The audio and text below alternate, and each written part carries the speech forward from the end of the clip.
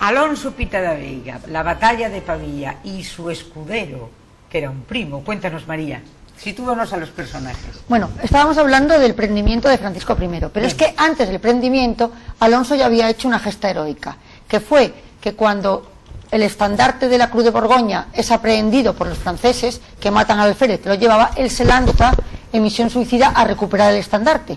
Y ese estandarte de Borgoña, esa recuperación casi milagrosa del estandarte, hace que la Cruz de Borgoña se convierta desde Pavía hasta la llegada de los Borbones en prácticamente la bandera española.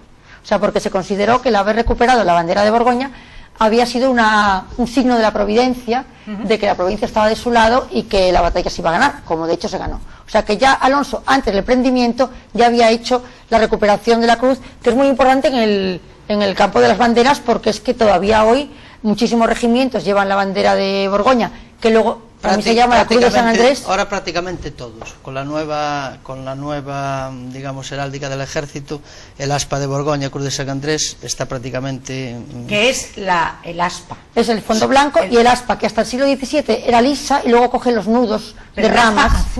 No, roja. No, porque la Cruz de San Andrés no es azul. No, roja sobre el fondo blanco. Bien, de acuerdo. O sea que Alonso Pita da Veiga, nuestro ferrolano, está en el origen de que esté la Cruz de San Andrés en todos estos regimientos, en la historia de España. En todas las aeronaves del Ejército del Aire, en la cola llevan un fondo blanco con una aspa negra, que es la Cruz de San Andrés. La Cruz de San Andrés. O sea, y todo esto viene gracias a nuestro ferrolano, porque en el siglo XVI muy poca gente podría decir que era ferrolana, pero él es ferrolano, hijo de un regidor de Ferrol, nace en Ferrol, además está todo documentado. Tiene además un archivo estupendo que está investigando el Instituto Padre Sarmiento, está trabajando en el archivo de Alonso Pita da Veiga. Y cuando va, lo que pasa es que hay un Pita da Veiga real y un Pita da Veiga legendario. A ver, porque normalmente la vinculación de Pita da Veiga con Pontedeume, porque se casa con una señora que era de Pontedeume, que era también dueña del Pazo de Francia, del Pazo de los Piñeiros, cosas que todavía están allí, de la famosa Casa del Puente de Pontedeume. La mujer era de Pontedeume. Entonces, automáticamente Pita queda asociado a los Andrade. Y es verdad que queda asociado, pero no es él, sino sus descendientes que emparentan con los Andrade.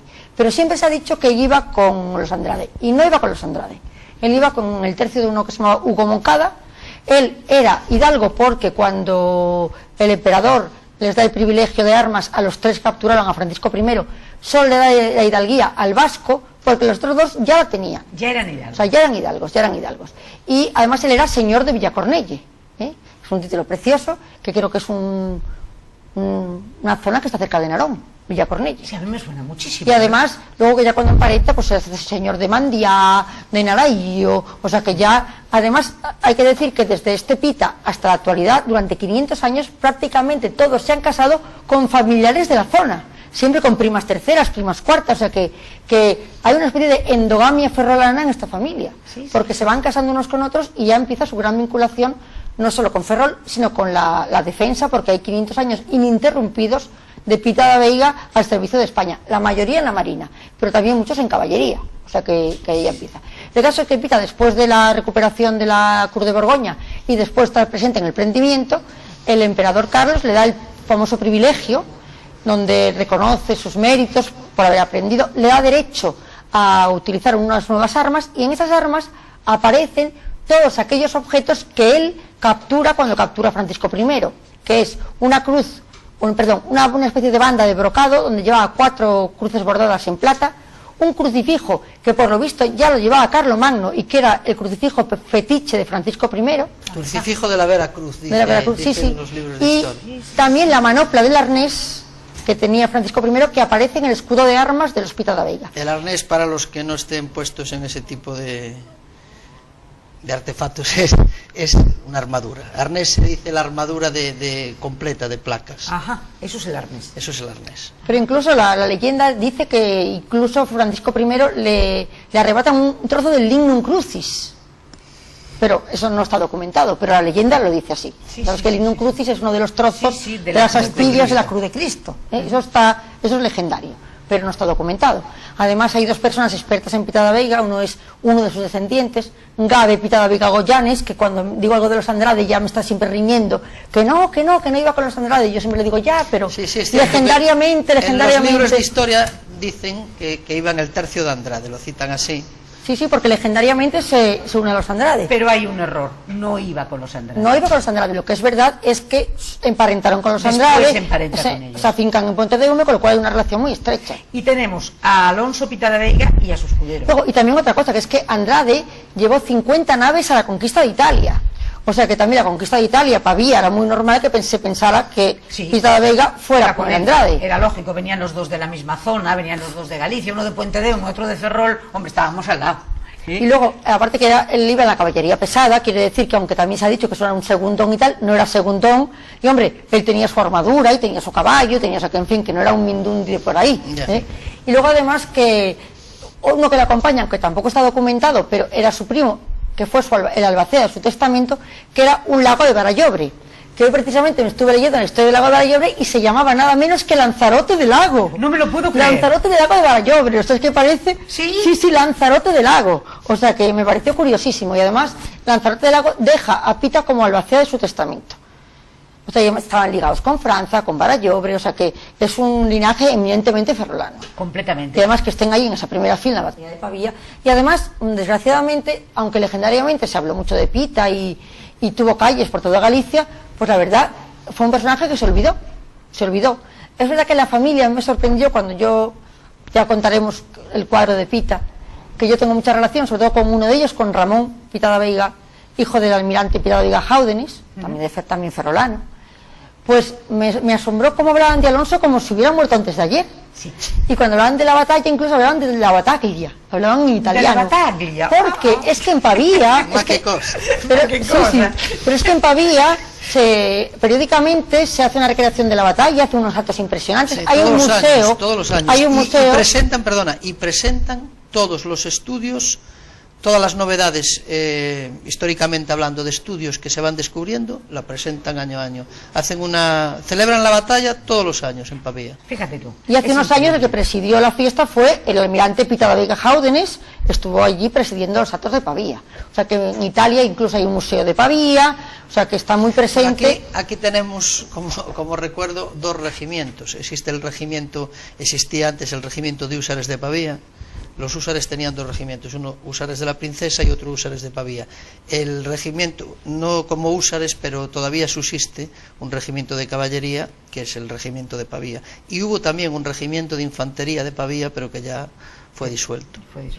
¿Qué supone la batalla de Pavía? ¿Qué supone el conseguir coger prisionero al rey en ese momento? Bueno, ¿Qué le supone al emperador? Aparte del dominio español en Italia, por supuesto que sí, pero luego fue tal humillación para los franceses, tal humillación, que todavía hoy sangran por la herida. De hecho, cuando Napoleón viene a España, le exige a Carlos IV, que luego se lo dará a Fernando VII, que le devuelva las cosas de Francisco I. O sea, incluso la tumba de Urbieta, del Vasco, es profanada cuando en la guerra de la independencia los franceses van a profanar la tumba de Urbieta. Hay que decir también que los vascos barren para su casa y dicen que solo fue Urbieta. El único que cogió al emperador. De hecho, al rey. Hay que decir que aunque fueron tres, el que le quitó la manopla de la armadura fue Alonso Pita da Veiga. Él fue el que le cogió también la banda de brocado y con los escudos que llevaba. Sí. Y claro, ellos cuando lo hacen prisionero, por la manera en que iba vestido, como dije antes, el uniforme no llega hasta el siglo XVII. Y entonces a la guerra pues iba cada uno como buenamente podía, pero claro, los que tenían posibles tenían armas mejores, iban mejor vestidos, tenían mejores armaduras, mejores caballos. Entonces por la vestimenta se dan cuenta de que no es un caballero corriente, claro, alguien cualquiera, este tiene que ser algo.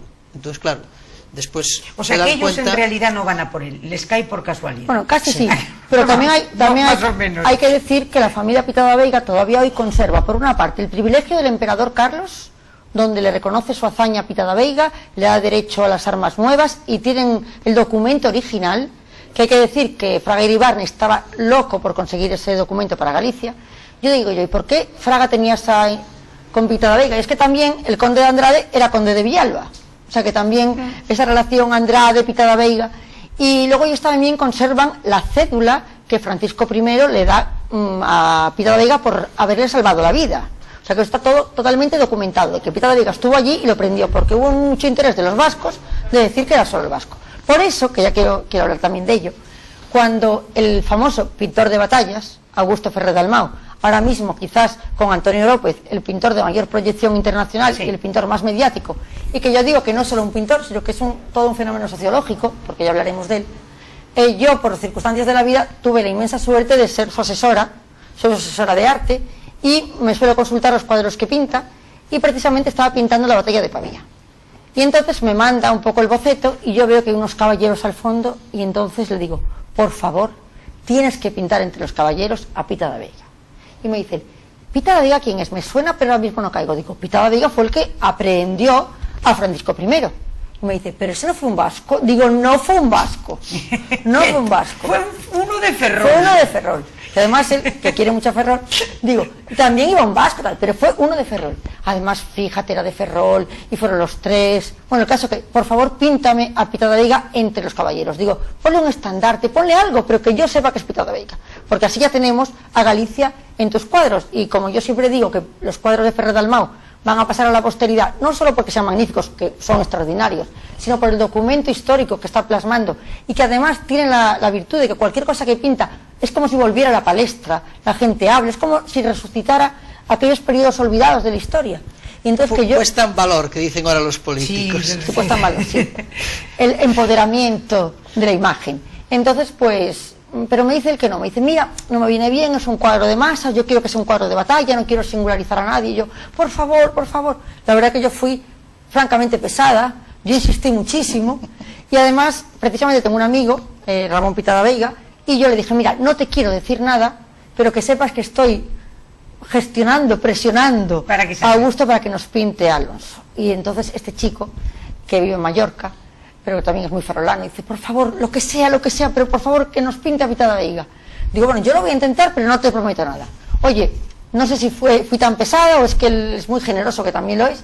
El caso es que me dijo, mira, ahora no puedo, pero tengo un encargo de Pavía, voy a pensarme lo del Pita. Bueno, los Pita me mandaron todo, la cédula, el privilegio, el escudo de armas, todos los grabados, me pusieron en contacto con el director del Museo de Pavía, Marco Galandra se llama, se prestaron a todo, y por fin conseguimos que Augusto nos pintara Pita da Veiga, y los pintó solo en el campo de batalla. No me digas. Sí, sí, y entonces el cuadro está él solo. Está él solo, además está después de la batalla, porque él cuando hace una cosa muy dinámica luego le apetece, es un hombre muy versátil, aunque es muy académico y parece que la gente que no entiende que pinta casi lo mismo, él da muchos bandazos con respecto a la luz, a la puesta en escena.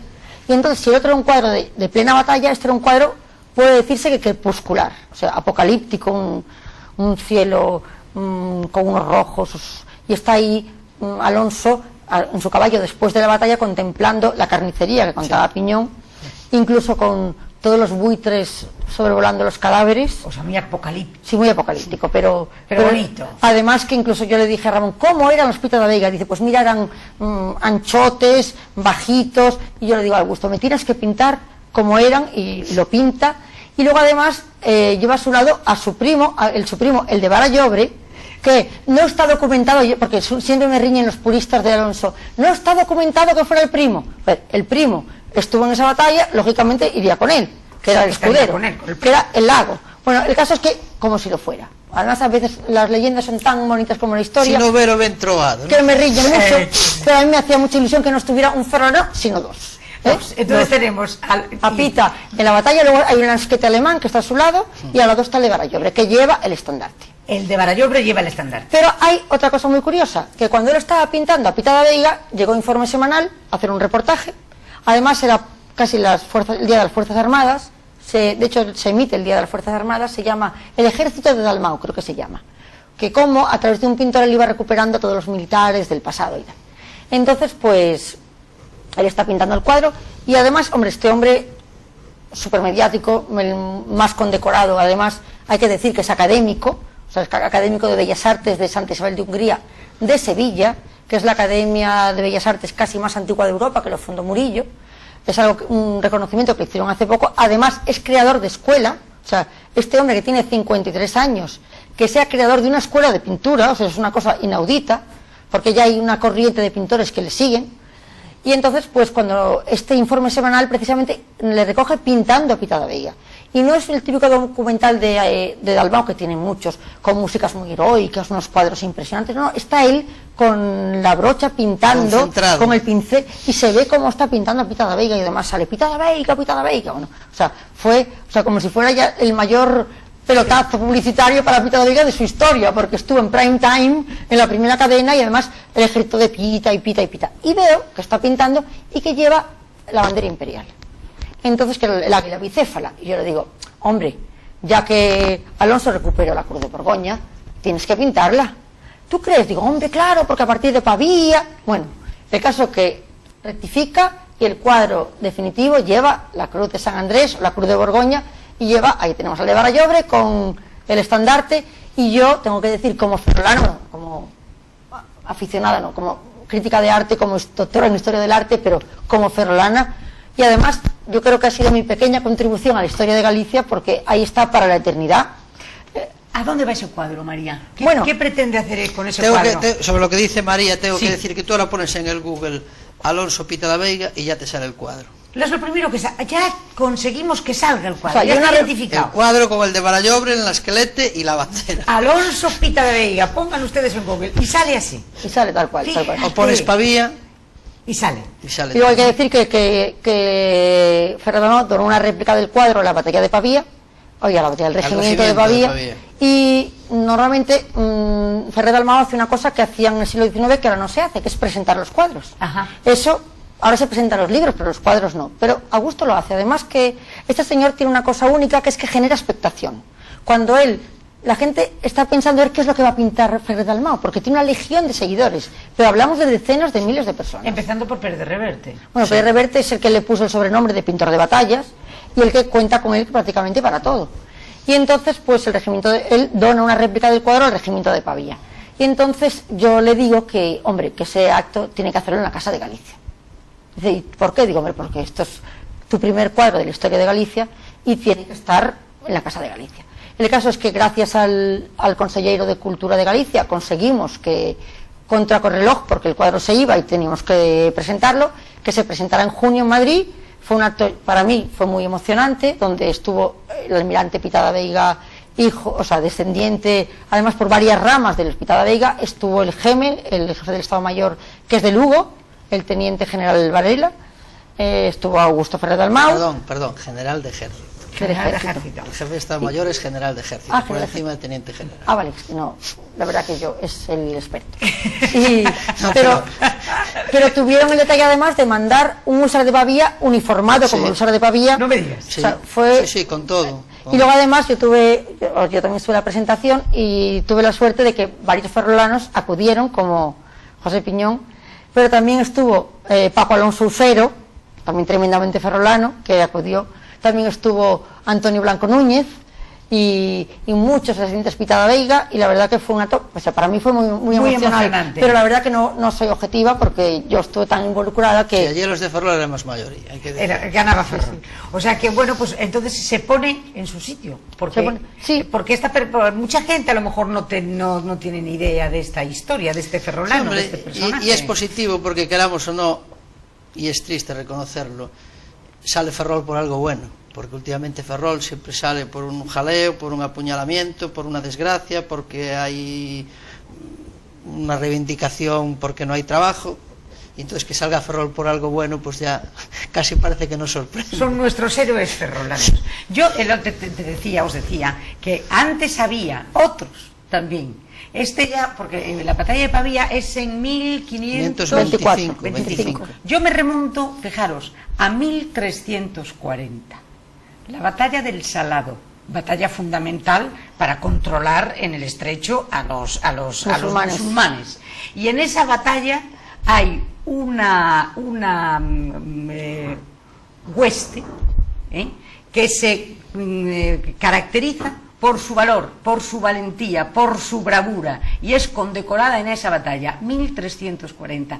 Esos son los señores de la Graña, y se les concede el privilegio desde entonces, desde 1340, a que toda persona que haya nacido en la Graña tiene hidalguía. La hidalguía en su momento implicaba Sí, que ni exención de trabajaban impuestos. trabajos manuales, trabajos de tierra, y estaban exentos de pagar impuestos. Por lo tanto, allá va el guiño a los de la Graña, porque no vaya a ser al demonio que a lo mejor el señor Montoro los tenga exentos. Y no lo sepan. Por Me historia, temo que no. Pero ahí están los primeros de un escuadrón de la Graña, que es por su valor, porque en la batalla del Salado va mucha gente también, de Galicia, de Portugal, son todos los reinos cristianos en contra en ese momento para evitar que entre el musulmán. Bueno, también está los de Neda. Vamos a hacer otro guiño a Neda. Otro guiño a Neda, venga. La toma de Algeciras. Venga, ¿qué pasó? Cuéntanos. Fueron los que cortaron la cadena que impedía el acceso al puerto de Algeciras. Eso fueron de Neda. Y también tenían algún privilegio por la toma. De hecho, me parece que no sé, en el escudo de Neda no tiene algo cadenas relativo a Algeciras. Yo creo que sí. Yo creo que sí. Por eso te digo, heroicos por todos lados. Ya no te quiero ni contar los de Brión. Bueno, lo de Brión, y que me perdonen los de Brión. Pero hablo de lo que eso... dijo Napoleón. Napoleón dijo: felicito y brindo por los heroicos ferrolanos. Sí. Pero bueno, hay que aclarar una cosa. Los heroicos ferrolanos. En Brión es cierto que hubo una batalla en los altos de Brión y cerca del castillo de San Felipe, porque vamos a decir otra puntualización.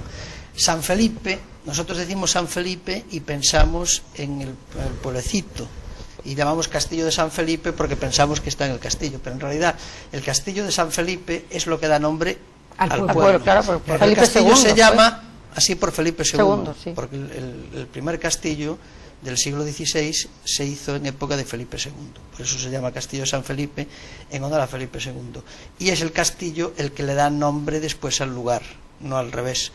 Cuando se hizo el castillo, lo que hoy llamamos San Felipe era parroquia de Brión, y con relación a la batalla de Brión, la gente habla de la batalla de Brión, que sí es cierto que existió, está más que documentado y más que demostrado, pero la gente se piensa que fueron los habitantes de Brión los que pararon a los ingleses. No podía ser porque eran 8, ¿no? Bueno, según el censo, en el año 1800 Brión tenía 40 vecinos. Yo no dudo de la valentía de los de Brión, pero 40 vecinos. Pero bueno, fuerza moral seguro no que dieron. podían parar un ejército que traía cañones de acompañamiento de infantería, compañías de fusiles, y que eran más de 10.000 efectivos. Lo que pasa es que fue una escaramuza que se hizo en el se departamento, echó mano, precisamente para hacerles creer que había mucha más dotación de la que había, y los ingleses cayeron en el engaño. Entonces, que seguramente los de Brión, seguro que alguno salió allí con lo que tenía a mano a zurrarles. Hombre, no me cabe la menor duda. Ahora, como dicen algunos de que los habitantes, bravos habitantes de Brión, que pararon a los ingleses. Vamos a dejarlo en Ferrolterra. Sí. Vamos a dejarlo en Ferrolterra. Bueno, más héroes. Más héroes, hombre, pues... Bueno, hay héroes de todo tipo, no tienen que ser héroes solo militares. No, claro que no, por eso digo. O sea, por ejemplo, una persona que hizo muchísimo por el bienestar de los españoles fue Federico Shaw, que la gente no sabe quién es y tiene una placa así de grande en la calle Galeano. Que fue además una placa que no le puso Franco, por supuesto, no, que se le puso en la dictadura de Primo de Rivera, y se la puso, creo que el alcalde Usero, sí. Porque fue la primera persona que hizo la gestión, o sea, que fue el origen de la seguridad social. Este señor Ferrolano, hizo Previsión Española, claro, algo, ¿sí? Que fue el origen el germen de la seguridad social, de la posterior seguridad social. De la posterior, no, de la actual seguridad social. También, era Ferrolano, de origen inglés, pero era Ferrolano, además en la calle Galeano tiene su placa, que además la placa creo que es de Asorey. Nada menos que de Asorey, creo que en el número 60 y pico, por ahí, o 20 y pico. Y se la puso el alcalde Usero en la época de la dictadura Primo de Rivera, y ahí tiene su placa. Y luego, en el ámbito militar de la Marina, fue Saralegui el primero que hace el Instituto Social de la Marina, que también fue otro ferrolano. O sea, que esos están en el germen de toda la protección sanitaria y de pensiones de la previsión social, digamos. De la previsión social de los españoles. Y esto estamos hablando de qué año sería, la época de Usero, que sería 1940 a lo mejor. No, sí. Fue antes, Federico Shaw murió muy joven, en la época de Primo de Rivera se le pone la placa. Ya se le pone la placa, en la época de Primo. Sí. Luego una historia preciosa que nos contaste tú de Navarrete. Sí, Navarrete es una historia preciosa. Es también un hombre... bueno, te tengo una sorpresa después sobre Navarrete. Sí. Vamos a ver, Navarrete, Francisco Navarrete Ceniza, se llamaba, era de Ferrol. Sabemos que vivía en la calle Pardo Alto. En Ferrol había Pardo Bajo, que aún existe, y Pardo Alto. Pardo Alto es la calle de Lugo. Y vivía en la calle Pardo Alto 25, en el tercer piso. O sea, por una postal que cayó en mis manos de él. Lo tiene documentadísimo. No, bueno, más que documentado me acuerdo. Pero bueno, Navarrete nace en Ferrol el 13 de... Espera, déjame mirar la chuleta. ¿Qué más da? No nos Bueno, importa. ¿qué más en da? 1800, Ay, el 13 de diciembre, mira, 13 de diciembre de 1889. Ingresó en la Armada a los 15 años como aprendiz de marinero, que era pues una categoría que había entonces, y entonces va ascendiendo a preferente, a cabo de mar, y llega a contramaestre, a segundo contramaestre.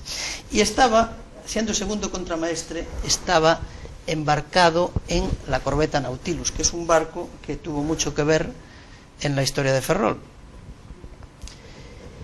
¿Por qué?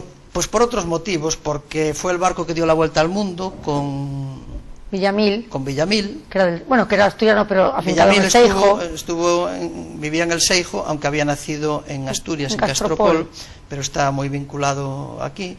Villamil da la vuelta al Perdón, mundo. donde dicen que tenía 100 hijos naturales. Bueno, eso es por la zona del exageración. Seijo. Es interesante saberlo también. Pero creo que solo uno legítimo y 100 naturales. Y uno de ellos, pobrecito, creo que se murió además se hundió con él en el barco. Uno de los hijos naturales del Seijo. Eso, bueno, puede ser verdad, leyenda urbana. Esa fama le ponían y decían. No, y además hay una canción incluso un poco Sí, se achegou a escuadra, se achegou Villamil, as mozas do Seixo encenden o candil, eso cantaban. Eso en una conferencia que hubo sobre Villamil lo dijo Couce 12, para descanse. Aparte que era guapísimo Villamil, hay que decir que en las elecciones batió estrepitosamente a Pablo Iglesias, el socialista, claro. que se prestaron juntos y le dio una paliza tremenda. Sí, electoralmente hablando lo barrió, sí que es verdad. Lo barrió Villamil. Entonces él está al mando de la Nautilus. No. Bueno, perdón, dices Villamil. Sí, Villamil en 1896 hace el viaje de circunnavegación. Sí. Y entonces por eso pues se hace muy famoso. Y después Villamil, que murió en la guerra de Cuba, pues fue el inventor de los destructores. Anda. Y aparte pues tenía una serie de estudios sobre torpedos y sobre temas militares. Lo que pasa que este hombre pues claro, murió en la guerra de Cuba y listo. Y ahí acabó su... Ahí se acabó. Volviendo a Navarrete. Bueno, Navarrete que lo conocen casi nadie en Ferrol. Que nadie hay que sabe decir quién que es nadie sabe quién es Navarrete. Bueno, pues Navarrete, siendo segundo contramaestre, estaba embarcado en la corbeta Nautilus y en la travesía de Martinica a Santander, el 27 de julio de 1921, se desata una tempestad terrible. Y entonces la tempestad era tan fuerte que corría peligro el barco y corriendo peligro el barco en medio del mar corre peligro la tripulación, evidentemente. ¿Y qué pasa? Los barcos de vela pues tienen una manera de maniobrar que se necesita pues arriar o izar las velas según convenga. Entonces, para arriar algún tipo de velas hay que subir a las vergas. Las vergas, para los que no sepan, son los palos horizontales. Sí.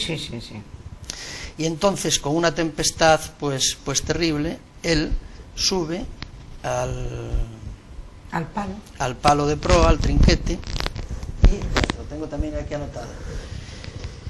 Entonces sube a la verga del trinquete y a la verga del velacho. El velacho es lo que va justo encima del trinquete. El trinquete es la vela del palo trinquete, que es el que va más próximo a proa. La vela de abajo de todo es el trinquete y la que va encima es el velacho. Sube a esas dos y con gran riesgo de subida pues consigue maniobrar para que el viento no sople en la vela. Claro, si el viento sopla en la vela pues puede desbaratarse todo. Y después le quedaba lo que se llama la trinquetilla, que es una vela triangular, pero ahí ya, siguiendo su ejemplo de valentía pues digamos extrema, hay otros que siguen su ejemplo y suben y le ayudan a arriar la trinquetilla. Entonces, por esa acción, que evidentemente no solo salvó al barco, sino que salvó también a todos sus compañeros, el rey le concede la Cruz Laureada de San Fernando, que es la máxima condecoración militar. Después, este hombre, pues en la guerra le toca de estar en el Sálvora, que era un dragaminas, y se dedica pues a ver si encuentra minas y cogerlas. Y este hombre, en el año 54, se encontraba ya siendo capitán de corbeta, era el ayudante de marina de Ortigueira. Entonces era la circunstancia que en Cedeira, en una comida, se le hace un homenaje al ministro de Marina, que era Salvador Moreno, que también tenía una laureada. Y entonces uno de los comensales se fija en el almirante Moreno y se fija en Navarrete. Y entonces pregunta: ¿y usted por qué no tiene una laureada como la del ministro? Porque Navarrete no llevaba una laureada de metal, llevaba una laureada bordada en un trocito de tela que iba cosida en el uniforme. Y claro, Navarrete le dijo que él, pues que no tenía dinero, que lo que ganaba, que lo tenía que dedicar para mantener a su familia. Que no le daba para tener la condecoración. Claro. Porque bueno, Navarrete, cuando pasa esto es el año 54, pero a Navarrete se la dan en el año 21, siendo segundo contramaestre.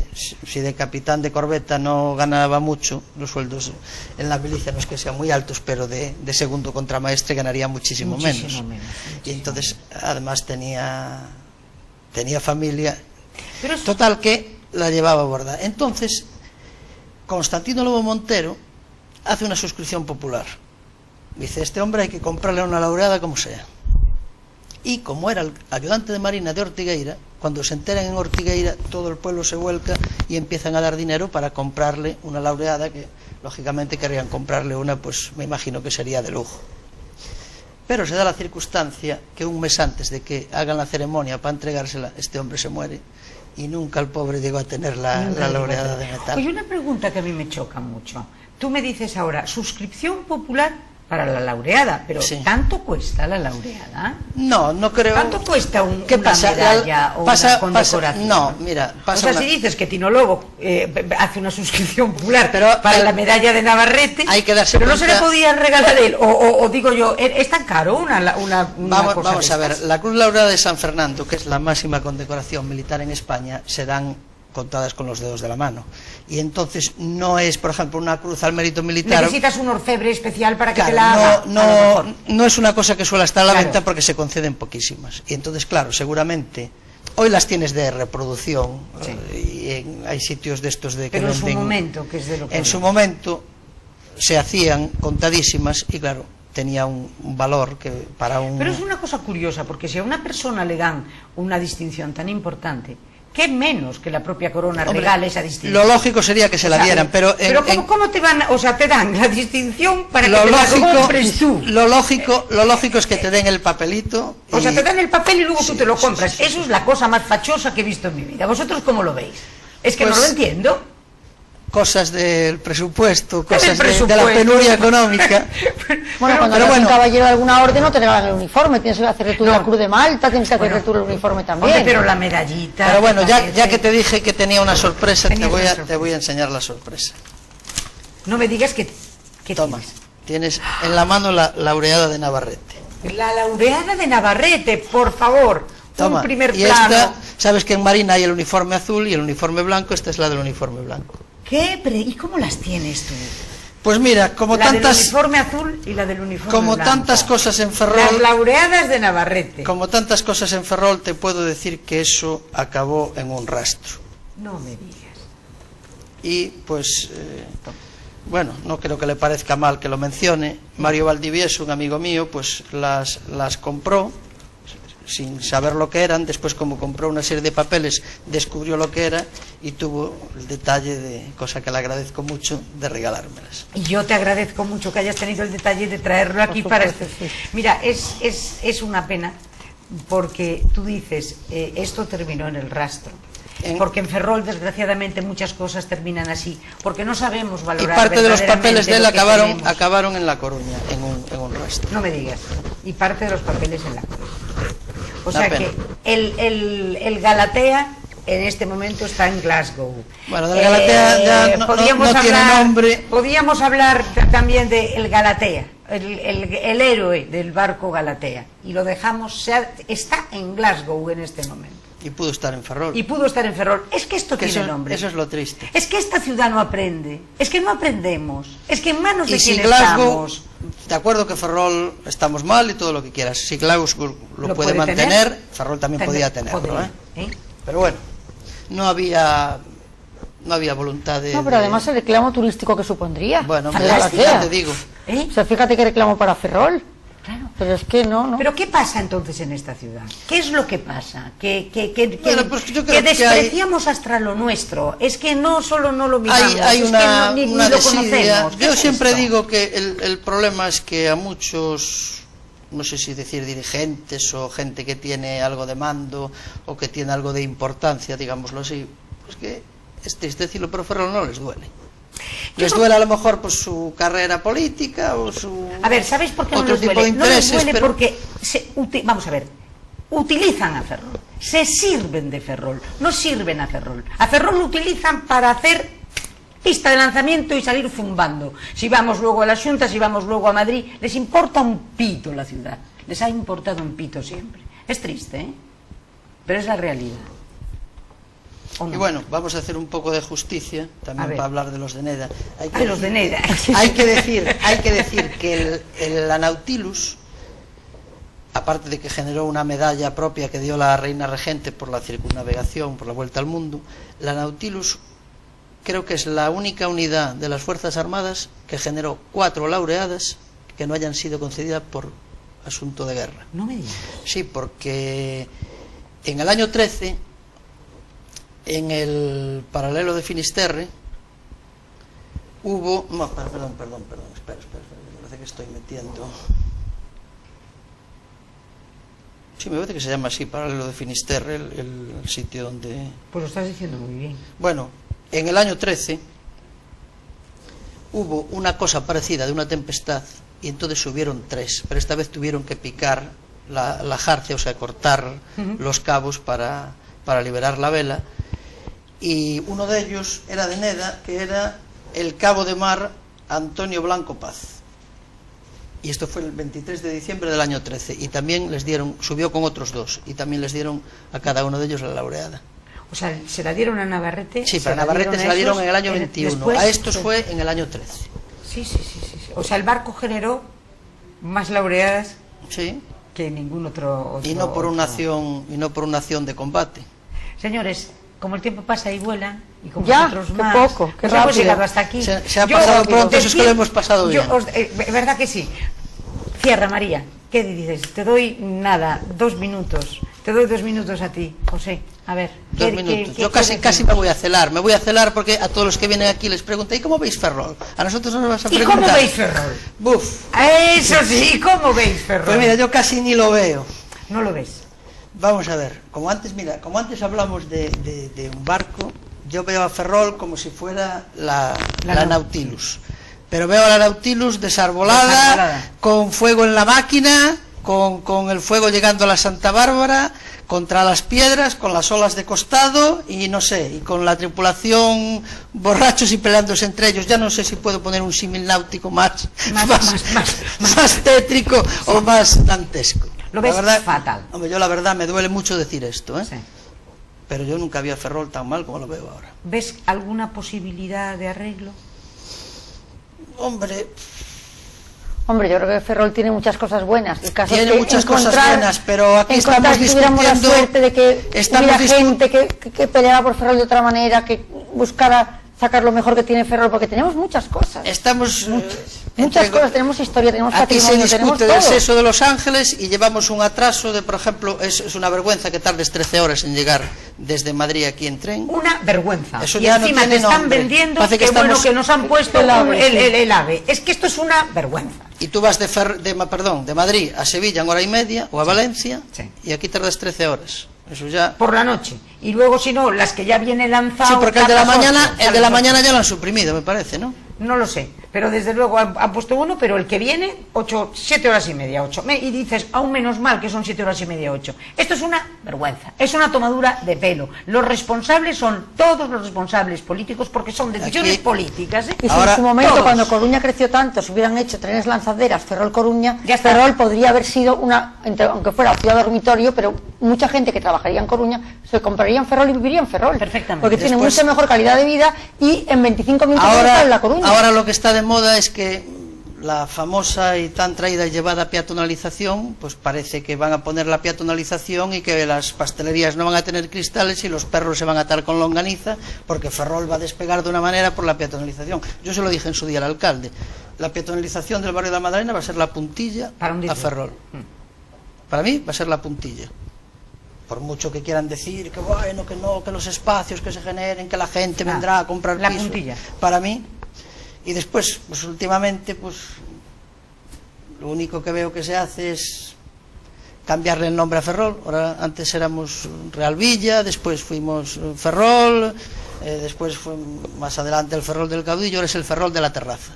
Han convertido el barrio de Madalena en una terraza gigante, que a partir de las 9 está vacía. Por cierto, ¿y por qué ese empeño de poner las terrazas como han puesto las terrazas en el medio de las calles? Que aparte de ser espantosas, porque antes había unas terrazas muy bonitas, el Bla Bla tenía una terraza preciosa y se la han cargado, pero ¿cuál es el sentido para ponerlas ahí? Yo le veo un problema además incómodo para todo el mundo. Muy serio. Además. El barrio de la Madalena, en su gran mayoría, son casas de estructura de madera.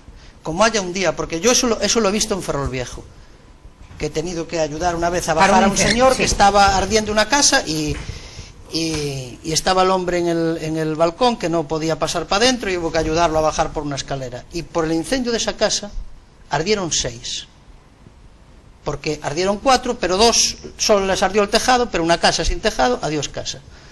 Y con lo de algunas terrazas, como están montadas, Dios me libre que haya fuego, porque en un barrio que tiene más de la mitad de las casas son de madera, a ver cómo meten la motobomba de bomberos. A ver. Y además en el centro, yo no lo entiendo. Yo veía más normal que como estaba antes, pegadas. Mucho mejor pegadas. Yo no me total, si la calle ya vamos a... Yo también entiendo que en ciertas épocas que se corte el tráfico, pues que quieran darle, porque son las fiestas, pues algo de ganancia al sector de la hostelería, me parece genial, que también tienen derecho a vivir como todo el mundo. Pero yo eso de ponerlas justo en el centro,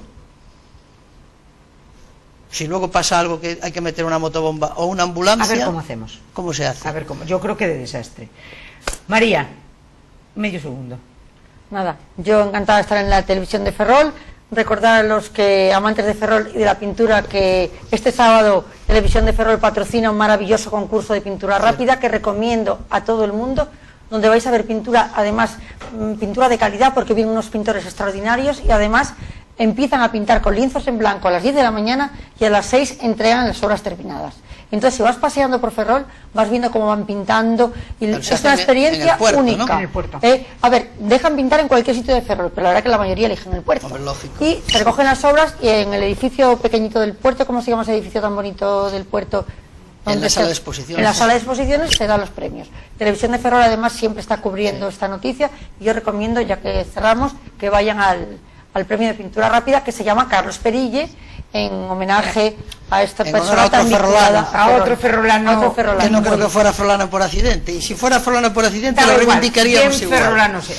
José, 1.000.000 de gracias por estar aquí. Pepa. Tienes que volver porque tenemos que hablar de terrazas, de Ferrol, de aparcamientos. ¡Puf! María, 1.000.000 me voy a de enfadar gracias. mucho. Yo no sé cómo se ve esa maravillosa desde Sevilla, Ferrol, pero tú siempre vienes con fuerza y con empuje y con ganas de poner las cosas bien. A mí me encanta Ferrol y soy feliz en Ferrol y creo que Ferrol tiene tanto, que bueno, que tenemos unos políticos que no nos ayudan, pero bueno, alguna vez vendrán algunos que podrán hacer de Ferrol lo que se merece. Pues a ver si viene alguno. Y bueno, y a todos ustedes, pues hemos llegado al final. Y en este final, yo no tomo una copa, pero yo voy a hacer un brindis, sin copa. Ya lo saben, por Ferrol, pero sobre todo por España. Gracias.